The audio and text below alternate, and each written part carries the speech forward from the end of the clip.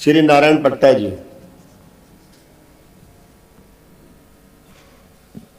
माननीय सभापति महोदय, अनुपूरक बजट में हम 2335 करोड़ 36 लाख से ज़्यादा का प्रावधान कर रहे हैं, पर क्या वाकई में हम अपने प्रदेश के लोगों तक ये पहुंचा पा रहे हैं? आज हमारे स्कूलों की क्या स्थिति है, ये किसी से छुपी हुई नहीं है। हमारे प्राथमिक और माध्यमिक शालाओं के बच्चे किन गंभीर परिस्थितियों में स्कूल में पढ़ रहे हैं, ये सब जानते हैं। कहीं छत टपक रही है तो कहीं भवन ही नहीं है, कहीं पेड़ के नीचे स्कूल लग रहे हैं तो कहीं भवन जर्जर हैं। मैं अपने मंडला जिले की में ही 1973 स्कूल भवनों में से 580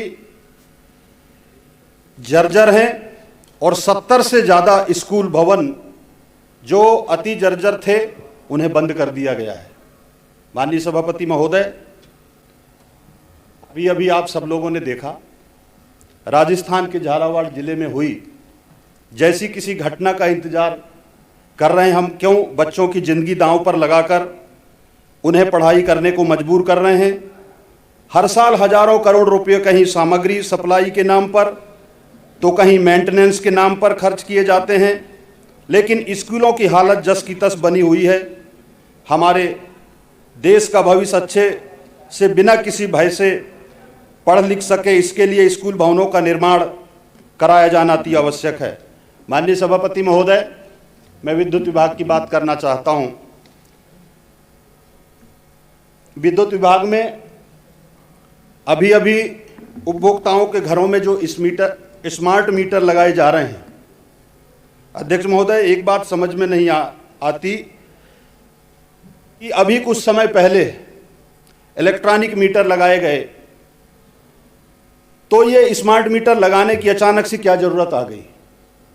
जो स्मार्ट मीटर लगाए जा रहे हैं वो इतने स्मार्ट हैं कि जिन गरीब उपभोक्ताओं का बिजली बिल पहले 100-200 आता था, उनका बिजली बिल अब कहीं 20,000, 25,000, 50,000 तक के बिल देखने को मिल रहे हैं।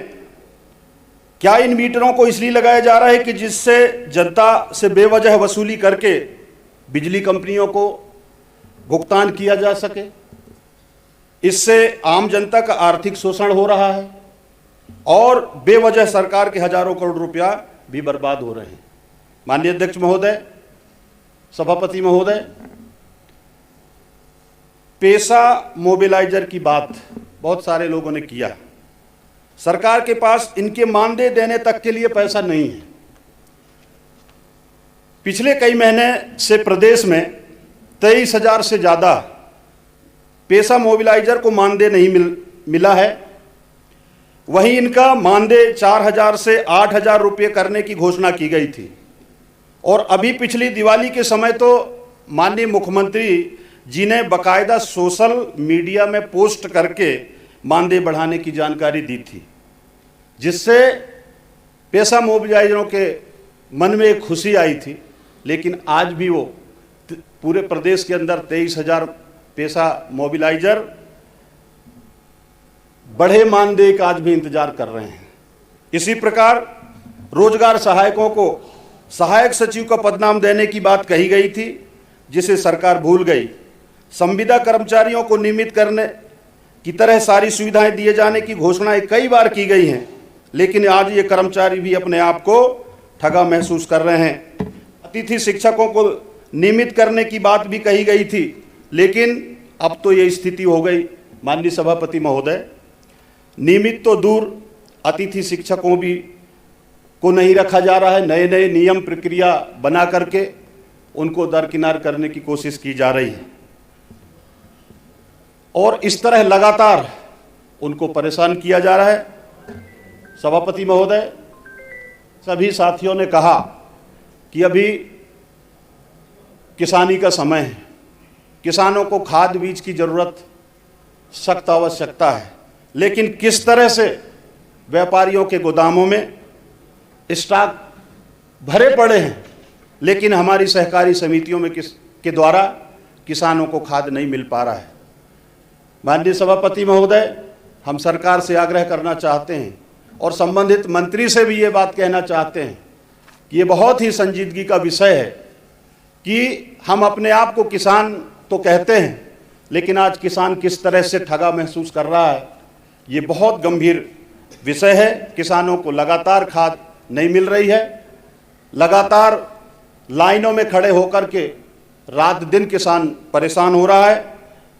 अतिवृष्टि में हमारे किसान भाइयों के जो रोपा लगी हुई थी, जिनका धान का फसल बोया जा चुका था, अतिवृष्टि के कारण क्षति हुई है।